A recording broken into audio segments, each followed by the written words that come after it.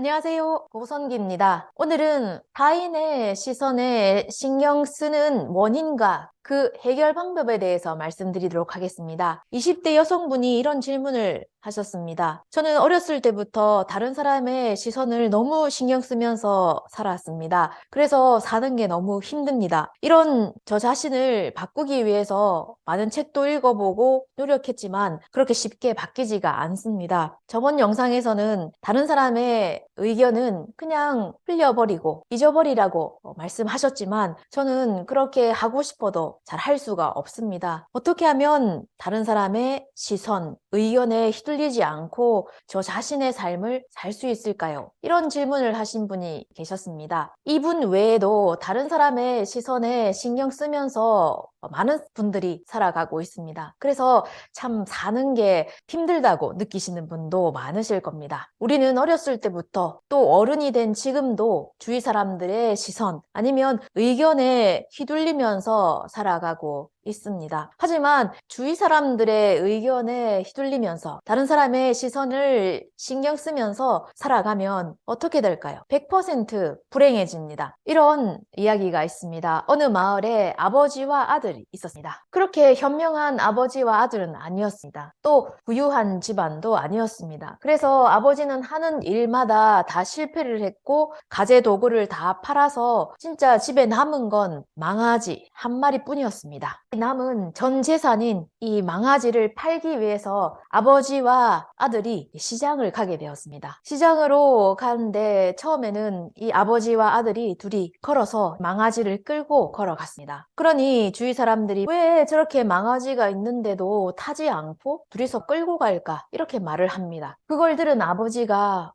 그렇다 생각해보니 그렇구나. 그래서 아버지는 이 아들에게 망아지 등에 타서 가자고 말을 합니다. 아들이 이 등에 타죠. 말 등에 타고 한참을 걸어가고 있는데 또 사람이 말합니다.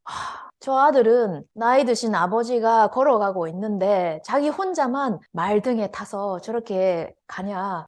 진짜 불효자식이다. 이렇게 한마디 하면서 지나갑니다. 그걸 들은 아버지는 또 아들에게 말을 합니다. 내려오너라. 내가 이 말에 타서 가야 되겠다. 이렇게 말합니다. 아들이 내려오고 아버지가 말 등에 타서 걸어갑니다. 조금 걸어가다 보니까 또 지나가는 사람이 말을 합니다. 참, 저 아버지는 너무 박정하다. 저렇게 어린 아들이 걸어가고 있는데 자기 혼자만 말 등에 타서 편하게 간다. 어떻게 저런 차가운 정이 없는 부모가 있을까? 이렇게 말하면서 사람이 지나갔습니다. 들어보니 또 일리가 있습니다. 그래서 아버지는 말에서 내려와서 둘이 같이 타고 가자. 그래서 둘이 같이 말 등에 타서 걸어갔습니다. 그러니 또 지나가는 사람이 말을 합니다. 아이고, 저렇게 작은 말 등에 저렇게 큰 사람이 2명이나 타다니 얼마나 이 말이 힘들겠냐고 또 한마디 하면서 지나갑니다. 그 말을 들은 아버지는 또 그렇겠구나. 생각해보니 힘들겠구나. 말도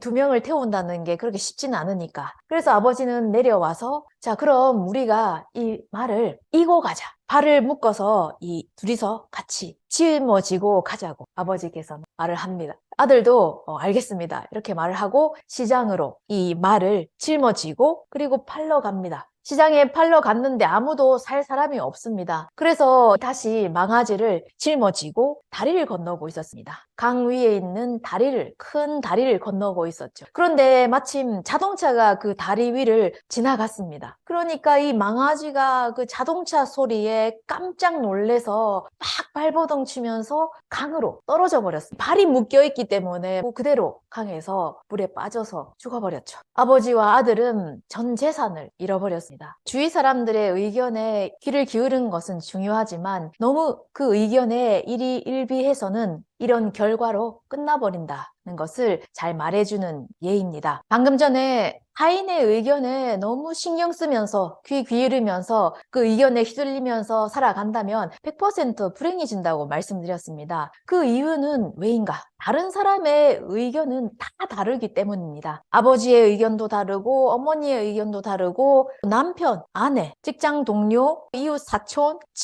친구라고 할지라도 가까운 친구 아니면 그렇게 나한테 가깝지 않은 친구, 여러 가지 친분이 있습니다. 그 사람마다 각각 의견이 다 다르기 때문에 그 의견을 받아들이려고 하면 이도 저도 아닌 상황이 되어버립니다. 방금 전에 아버지와 아들 같은 일이 일어납니다. 이렇게 여러 가지 의견들을 말하는 사람은 자기가 말하고 싶은 대로 그냥 자기 생각을 말하는 것입니다. 이 사람이 만족한다면 다른 사람이 만족할 수가 없고, 결국에는 누구의 의견을 따라도, 어떤 의견을 따라서 그 의견을 들어도 비난받습니다. 그리고 부정당합니다. 그리고 부정을 하는 사람이 꼭 나타납니다. 그건 아니야, 그렇게 해서는 안 돼. 이왕 부정당하거나 아니면 비난받을 바에는 내가 하고 싶은 대로 하고 내가 살고 싶은 대로 살면서 부정당하고 비난받는 게 훨씬 더 낫지 않을까요? 어차피 누구의 의견을 따라도, 누구의 의견을 들어도 비난을 받거나 그건 아니라고 부정하는 사람이 꼭 나타나기 마련입니다. 만약 제가 하는 말이 정말 그럴까 의심이 가시는 분은 한번 1년간 다른 사람의 의견대로 살아보시면 확실해집니다. 내 의견, 내 생각은 버리고 다른 사람들이 이렇게 하면 좋다, 이렇게 해라, 이런 말들을 그대로 받아들이고 1년 뒤에 어떻게 되어 있을까요? 다른 사람들이 나에게 어떤 의견을 말할 때, 어떤 조언을 할 때는 그렇게 깊게 생각하고 고심한 끝에 조언하지는 않습니다. 그냥 생각나는 대로 요즘에 이런 거 좀 유행하는 것 같더라, 요즘에 이렇게 해서 좋다고 하니까 너도 한번 해봐라, 이렇게 하면 돈 번다고 하니까 좋을 것 같다, 이런 식으로 그렇게 심각하게 고민하고 분석한 결과를 저한테 조언해주는 사람은 없습니다. 그렇기 때문에 그 사람의 조언대로 내가 했을 때 안 좋은 결과가 나온다면 어떨까요? 아무도 그렇게 조언한 사람이라고 할지라도 책임져 주지 않습니다. 100%, 아니 1000%, 10,000%, 내가 그렇게 말했으니까 내가 책임을 져야지, 이렇게 말하는 사람은 없습니다. 심한 경우에는 내가 그렇게 말했던가, 자기가 한 말도 잊어버린 사람도 있습니다. 그렇기 때문에 다른 사람의 의견을 받아들이고 그 의견대로, 조언대로 한다고 해서 반드시 성공하거나 행복해지지는 않습니다. 여러분들이 다른 사람에게 조언할 때를 한번 생각해 보면 어느 정도 이해가 가실 겁니다. 내가 그 사람한테 조언을 할 때 그 사람을 24시간 보고, 아니면 1년 365일 그 사람의 행동과 말, 생각 패턴을 다 분석을 해서 이렇게 하면 좋다, 아니면 이런 게 안 좋다라고 조언을 하는 사람은 없습니다. 그냥 내가 보면서 느끼는 것, 가볍게 조언을 합니다. 내가 그렇기 때문에 상대방도 마찬가지입니다. 또 때로는 그 상대방이 이거는 단점이기 때문에 고쳐야 한다, 그래서 그 의견을 받아들이고 고치려고 애쓰고 있는 그런 것들이 실제로는 더 많은 사람들에게는 장점으로 보일 수가 있습니다. 타인의 시선, 타인의 평가에 너무 휘둘리지 않는 것이 내가 행복하게 사는 방법, 마음 편하게 사는 방법입니다.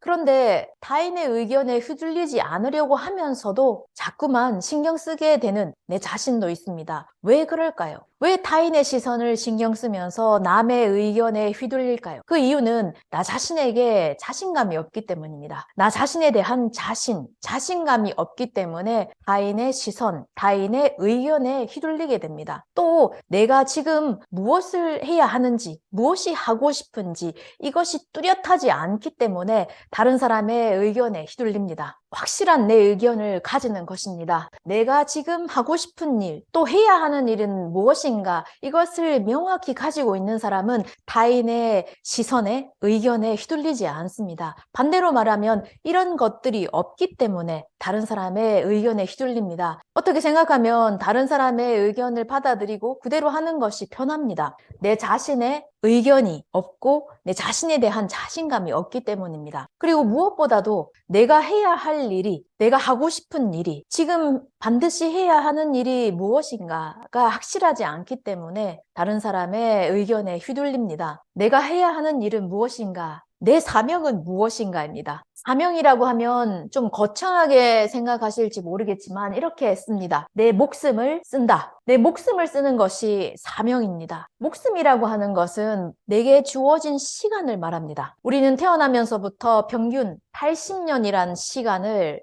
가지고 태어납니다. 물론 80년까지 살지 못하고 죽는 사람도 있고 80년 이상을 사는 사람도 있지만 평균적으로 80년의 시간을 받습니다. 그리고 그 받은 시간을 어디에 쓰는가? 이것이 바로 사명입니다. 내게 주어진 이 시간을, 이 목숨을 어디에 써야 하는가? 두 번 다시 오지 않는 시간입니다. 너무나도 소중한 이 시간을 나는 어디에 써야 할 것인가? 한 시간을 알바를 해서 10,000원을 벌었다면 나는 한 시간이란 내 생명을 팔아서 10,000원을 손에 넣은 것입니다. 여러분들은 여러분들의 이 시간을, 목숨을 팔아서 무엇을 지금 손에 넣기 위해서 살고 계시나요? 돈과 재산을 손에 넣기 위해서, 지위와 명예를 손에 넣기 위해서, 아니면 행복한 가정을 꾸리기 위해서, 내 집을 마련하기 위해서 내 소중한 시간을 팔면서 살아가고 있습니다. 여러분들은 무엇을 손에 넣기 위해서 지금 살아가고 계시는가요? 아마 이 외에도 많은 것들이 있을 겁니다. 이런 것들을 손에 넣기 위해서 내 소중한 시간을 쓰면서 살아가고 있습니다. 석가모니 부처님께서는 우리의 사명은 무엇인가? 모든 사람들이 살아가는 목적은 행복해지기 위해서입니다. 행복이라고 해도 무너져버리거나 변하거나 나를 떠나버리는, 나를 배신하는 그런 행복이 아니라 무너지지 않는, 변하지 않는, 그리고 영원한 행복, 진정한 행복이 되는 것이 우리가 인간으로 태어나 살아가고 있는 목적이고, 내 소중한 시간을 써야 하는 사명은 내가 행복해지기 위해서, 이 행복도 변하지 않는 절대 행복이 되기 위해서라고 말씀하셨습니다. 절대 행복이란 무너지지 않는 영원한 진정한 행복을 말합니다. 불교 용어로는 신요라고도 합니다. 이 신요, 절대 행복이 되는 것이 우리가 인간으로 태어나 살아가고 있는 목적이고, 우리의 소중한 이 시간을, 생명을 써야 하는 것은 바로 여기에 있다라고 석가께서는 말씀하십니다. 절대 행복이 되기 위해서는 어떻게 해야 하고, 절대 행복이 되기 전과 된 이후 무엇이 어떻게 바뀌는가에 대해서도 가르쳐 주셨습니다. 오늘은 다른 사람의 시선이 신경 쓰여서 사는 게 너무 힘듭니다. 어떻게 하면 내 자신의 삶의 주인이 남이 아닌 내가 될 수 있을까요? 이 질문을 통해서 오늘 말씀드렸습니다. 내가 해야 할 일이, 내 사명이 확실하다면 남의 의견에 휘둘리지 않고 자신 있게 내 삶을 살아갈 수가 있습니다. 오늘 내용 재미있게 보셨다면 구독과 좋아요 부탁드립니다. 시청해 주셔서 감사합니다.